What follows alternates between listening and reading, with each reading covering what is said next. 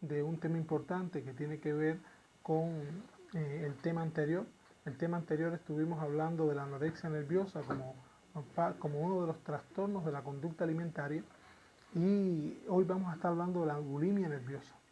La bulimia nerviosa, siempre que se habla de la anorexia nerviosa, Fabricio, no se puede dejar de hablar de la bulimia nerviosa, teniendo en cuenta que en muchas ocasiones se confunde lo que es la bulimia nerviosa de lo que es la anorexia nerviosa, teniendo en cuenta que los dos, las personas que padecen tanto de bulimia nerviosa como de anorexia nerviosa, los dos tienen un temor intenso a aumentar de peso. Sin embargo, existen algunas características que los distinguen, y de eso se trata el tema esta mañana. Son muy parecidos, ¿no? Son muy parecidos. Entonces, incluso en el programa anterior estuvimos hablando de que en muchas ocasiones pueden combinarse, ¿no? Y una persona que padezca anorexia nerviosa en algún momento puede padecer también de bulimia nerviosa. Ahora, en el programa anterior estuvimos hablando de algunas características de la anorexia nerviosa y estuvimos hablando que existe un temor excesivo a aumentar de peso, donde existen alteraciones sensoperceptivas importantes, donde una adolescente o una joven, a pesar de estar bajando de peso, nunca está conforme con su peso. Y cuando se propone metas, por ejemplo, poníamos el ejemplo, una adolescente o una joven que tiene 60 kilos de peso, ya se propuso bajar a 50 kilos, pero después de eso llega a los 50 y aún se sigue viendo gorda, y llega a los 45 y se sigue viendo gorda. Entonces es complejo. Ahora, ¿qué sucede con la bulimia nerviosa? En la bulimia nerviosa, primero debemos hablar que con relación a la anorexia nerviosa, desde el punto de vista epidemiológico, la prevalencia generalmente, por ejemplo, en el mundo occidental y también a nivel mundial, el 1% de las adolescentes generalmente padece de anorexia nerviosa y de bulimia nerviosa el 5%. Es decir, que generalmente hay un aumento hay en la prevalencia de bulimia nerviosa más que de anorexia nerviosa. También, por ejemplo, se estima que en mujeres de 15 a 30 años, generalmente de un 4 o 5% también padecen algún tipo de trastorno de la conducta alimentaria, teniendo en cuenta también ya sea bulimia nerviosa o anorexia nerviosa. Ahora, en la bulimia nerviosa, a diferencia de la anorexia nerviosa dijimos que la persona tiene un temor intenso a aumentar de peso y por eso rechaza la comida. O sea, no tiene interés en comer porque realmente todo lo que ella se imagine que le puede aumentar de peso lo rechaza. Y generalmente para eso está la anorexia nerviosa de tipo restrictiva, donde generalmente no utiliza vómitos para poder quizás, según su percepción, bajar las libras que aumentó en un momento determinado, que comió más de lo que ella consideró como normal, y el tipo purgativo, que es el que sí utiliza el vómito o utiliza los ejercicios intensos en la anorexia nerviosa. Pero en la bulimia nerviosa la persona lo que tiene es una preocupación constante por la comida, porque en la bulimia nerviosa la persona no quiere aumentar de peso, pero sí tiene deseos de comer. O sea, no es igual que en la anorexia nerviosa. En la anorexia nerviosa la persona rechaza la comida porque no quiere aumentar de peso. Y en la bulimia nerviosa la persona, la mujer que lo padece, ¿verdad? Que generalmente son adolescentes o mujeres jóvenes, generalmente lo que tienen es deseos de comer. O sea, hay una lucha interior por bajar de peso, pero tienen deseos de comer. Comen. ¿Qué pasa? Aquí predomina los atracones más que en la anorexia nerviosa. Generalmente lo que se estima es que para estar hablando de una bulimia nerviosa debe la persona afectada darse atracones con grandes ingestas de comida, más allá de lo que normalmente cualquier persona se puede comer quizás en el lapso de 1 hora o de 2 horas, y además con cantidades bien exageradas en este corto periodo de tiempo. ¿Qué pasa? Cuando esto sucede 2 veces a la semana en un periodo de 3 meses, por lo menos promedio, tenemos que estar hablando ya que hay presencia de una bulimia nerviosa. Entonces, la persona también tiene alteraciones sensoperceptivas, siempre tiene temor a estar engordando, cuando se mira al espejo también siente que a pesar de que está haciendo ejercicios intensos o utiliza, por ejemplo, ayunos prolongados o toma diuréticos, o utiliza laxantes, a pesar de eso se sigue viendo que va engordando, pero sin embargo tiene deseos de comer, quiere comer. De hecho sube de peso. Sube de peso, por ejemplo, en la bulimia nerviosa generalmente las atípicas nos damos cuenta que son adolescentes o jóvenes que tienen un peso normal o incluso un peso por encima de lo normal. Sin embargo, cada vez que se dan estos atracones de comidas importantes, estamos hablando que una joven con una bulimia nerviosa se puede comer 3 platos de comidas en una hora, en 2 horas. Entonces esto produce trastornos gastrointestinales importantes, pero lo peor es que esto en muchas ocasiones, si es una comida que le gusta, se lo puede comer igual, pero además hay un impulso incontrolado de comer. Lo podemos ¿sí? Calificar como la ansiedad también, claro, comer muchísimo. Claro, de hecho, la bulimia nerviosa cursa con altos niveles de ansiedad. ¿Por qué? Porque la persona que lo padece tiene una preocupación constante por la comida. Y en otras ocasiones hemos hablado de que la preocupación genera mucha ansiedad. ¿Por qué? Porque es una ocupación antes de tiempo por algo que yo quisiera que no sucediera, pero me sucede. Entonces imagínate qué contraproducente es que tú quieras bajar de peso, sin embargo haya muchas cosas que te gusten. Y la diferencia con la anorexia nerviosa es que la anorexia nerviosa rechaza la comida. La persona, la adolescente con una anorexia nerviosa no quiere comer. ¿Qué hacer con este paciente? Con este paciente, uno de las estrategias fundamentales es parecido a la anorexia nerviosa. Primero, tenemos que tratar de hacer una evaluación integral de la paciente, no solamente desde el punto de vista psicológico, sino también físico, porque debemos tener en cuenta que estas pacientes siempre van a tener una afectación importante desde el punto de vista orgánico, producto de todos estos atracones incontrolados que ellos sufren. Y cuando estamos hablando del promedio de 2 veces por semana, es el promedio mínimo, 2 veces por semana durante 3 meses, pero hay pacientes que tienen atracones todos los días, y no solamente 2 veces por semana, sino 2 veces al día, ¿no? Entonces, en el mundo occidental, por ejemplo, la bulimia nerviosa es la tercera causa de enfermedades crónicas, ¿sí? Y debemos tener en cuenta que cuando vamos a trabajar con el paciente tenemos que hacer una evaluación nutricional, tenemos que hacer también una evaluación desde el punto de vista endocrinológico para ver cómo está todo el sistema hormonal, tenemos que hacer un estudio gastrointestinal, un estudio psiquiátrico, psicológico y una intervención familiar. Es importante, Fabricio, considerar que en estos tiempos donde, como yo lo comentaba en el programa anterior, existe tanto interés por la juventud, por adelgazar, cuán terrible es el daño que se están haciendo muchos adolescentes y muchos jóvenes por esto. Debemos tener en cuenta que hoy la adolescencia y la juventud está permeado de mucha superficialidad a la hora de hacer las valoraciones de lo que es importante en la vida.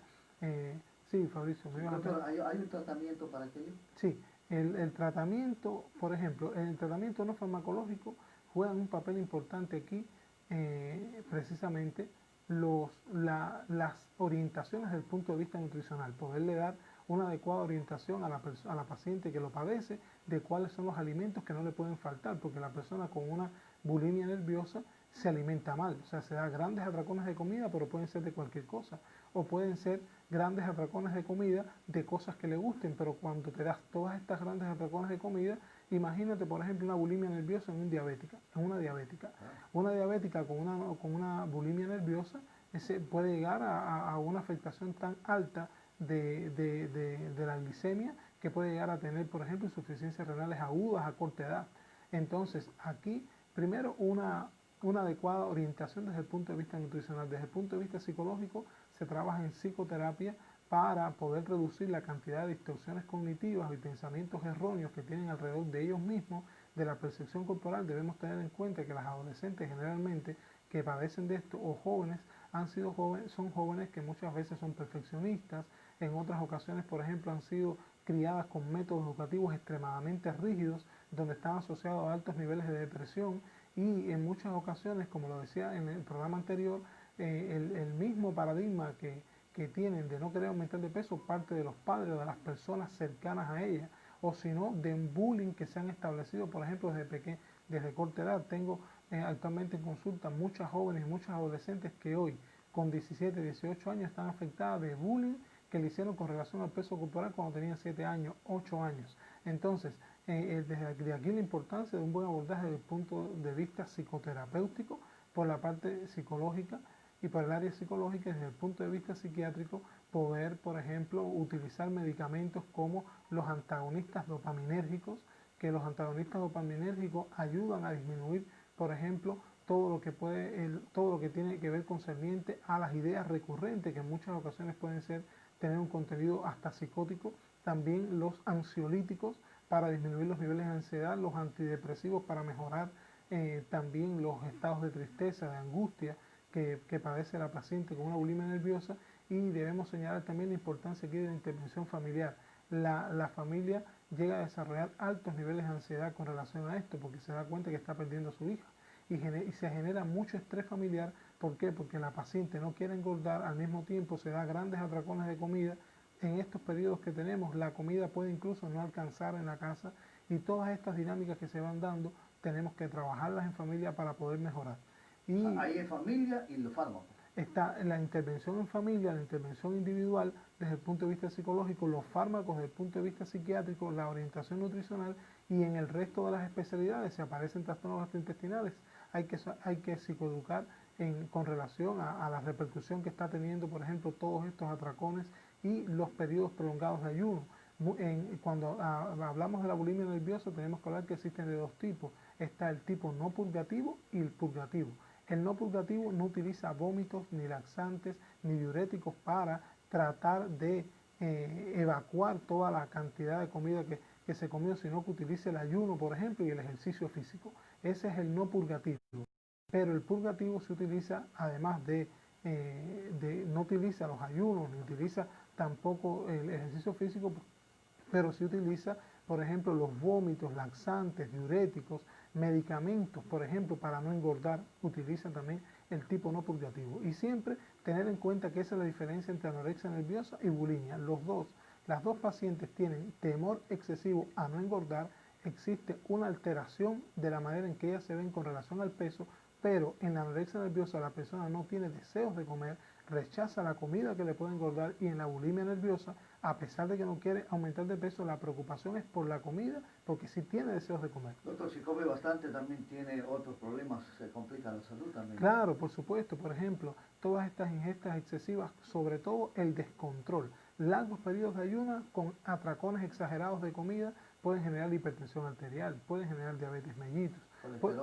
Claro, pueden aumentar, puede haber una alteración en hipercolesterolémica, asimismo triglicéridos alterados, colesterol alterado, pueden aparecer también alteraciones hormonales con relación al páncreas, de la amilasa pancreática, de muchas alteraciones cardiovasculares también, síndromes metabólicos, ¿sí? Porque el síndrome metabólico hoy está afectando a la sociedad también grandemente, y el síndrome metabólico en muchas ocasiones siempre, ¿no? Ahí se caracteriza por obesidad, hay alteraciones hormonales importantes. ¿Qué recomendaciones se pueden dar, doctor? De las recomendaciones, primero, que toda la población esmeraldeña tenga presente que debemos enseñarle a nuestros hijos desde que son pequeños que sí, que no es adecuado estar obeso o tener un peso exagerado por encima de la edad y el sexo y la talla, pero por favor no brindarle más atención a esto que precisamente a los valores humanos que tenemos que tener en cuenta. Enseñar a nuestros hijos que la diversidad existe, que no debemos criticar a las personas por sus características físicas, y también enseñar a nuestros hijos que independientemente de nuestras características físicas, con esas características físicas que nosotros hemos nacido, con eso para Dios somos importantes, con esas características físicas nosotros podemos lograr lo mismo que logran otras personas, y que existen algunas otras características de la persona que son mucho más importantes precisamente que el físico. Aprender a aceptarse tal como es, tal y porque como es. Por ahí empiezan también otros que Así quieren es. operarse Así porque están demasiado gordas, y muchos las han llevado a la muerte también. Así es, así es. Por ejemplo, existen experiencias con relación a esto. Hay mujeres actualmente que debido a esto, por ejemplo, se han sometido a cirugías estéticas importantes, y en algunas áreas del cuerpo las cirugías no han quedado como ellas han querido, y ha sido peor. O sea, los traumas han sido terribles, porque incluso abandonan el trabajo precisamente por no verse expuesto a que otras personas la vean como han quedado de la cirugía, porque cuando tú te sometes a una cirugía, no solamente te sometes porque quieres satisfacer expectativas tuyas, sino también que quieres satisfacer expectativas de los demás, quieres que los demás te vean bien, y generalmente las personas que se someten a cirugías constantes por tener un temor excesivo a engordar. Generalmente son personas perfeccionistas, muchas veces tienen trastornos obsesivos compulsivos no diagnosticados. Además de esto, existe un daño de la autoestima importante. Por tanto, si hay un daño de autoestima importante, que es la percepción que yo tengo de mí mismo, como tú decías, no me acepto y hay una alteración de mi imagen corporal, también eso me va a producir tristeza y generalmente estoy asociado a depresiones importantes. Son personas que no logran establecer relaciones interpersonales adecuadas. Tienen, por ejemplo, dificultades en las relaciones matrimoniales o de noviazgo o de amigos. Entonces, incluso hay personas que se llegan a suicidar. Entonces, es algo realmente alarmante. También explicarle a los padres, por favor, que independientemente de que los hijos tengan dificultades, por ejemplo, con el peso, que utilicemos estrategias para motivarlos y llevar a generarles ¿Puede presentarse en niños, en jóvenes esto? Claro, lo más frecuente es que se presente en la adolescencia y en la juventud temprana, pero también se ven niños. O sea, hemos tenido niños, por ejemplo, niñas, generalmente es niñas, porque es más frecuente en niñas o adolescentes mujeres que en adolescentes varones. Pero hemos tenido niñas de 8 años, por ejemplo, con bulimias nerviosas, niñas de 7 años con anorexias nerviosas. Entonces, es preocupante, pero cuando ya tú ves una niña de 8 años con una bulimia, una anorexia nerviosa y miras a la madre, generalmente ha sido una madre también que ha sido extremadamente perfeccionista con su imagen corporal. Hay madres que, por ejemplo, por el hecho de dar de brindar una alimentación saludable a la hija, supuestamente la lleva a un nivel de rigidez tan grande que la niña no puede disfrutar ni siquiera de las cosas que habitualmente disfrutan los niños. Entonces, por ejemplo, si va a comer alguna confitura un día es un problema. Si toma, por ejemplo, algo que otros niños disfrutan, que quizás tiene algún contenido de azúcar o de harina de trigo, es un problema. Entonces esta niña aumenta y se agrava y llega a la bulimia nerviosa porque son niñas que generalmente ya tienen una depresión infantil, tienen un trastorno de ansiedad infantil asociado. Los familiares pueden inducir Claro, también inducir todo esto y por eso, como todas las enfermedades en salud mental, mientras más temprana es la aparición de los síntomas de la bulimia nerviosa, por supuesto que el pronóstico es más desfavorable. Es decir, que mientras más temprana es la edad de comienzo, la posibilidad de recuperación total es menor. Entonces, importante tratar de sembrar en los hijos valores, tratar de formar en los hijos la profundidad a la hora de verse uno mismo, tener en cuenta que mucho más importante que tener una preocupación excesiva por el peso, es más importante poder hacer amigos, poder aceptarse uno mismo, poder respetar y poder adquirir valores importantes, poder incluso ser creativos, poder generar emprendimientos de que somos pequeños. Y esto es mucho más importante que la apariencia física, sin demeritar que es importante también incorporar al estilo de vida el ejercicio, si se puede, diario, la adecuada alimentación. Pero una cosa es la adecuada alimentación y otra cosa es el extremo.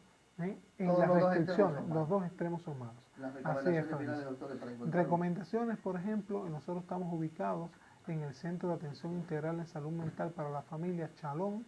Estamos ubicados en la calle Nelson Ortiz 101 entre Barbizotti y Avenida del Pacífico en el sector Las Palmas. Allí estaremos gustosos de atenderles. Nos pueden ubicar en los números 0994 20 87 57 o 0985 54 07 64.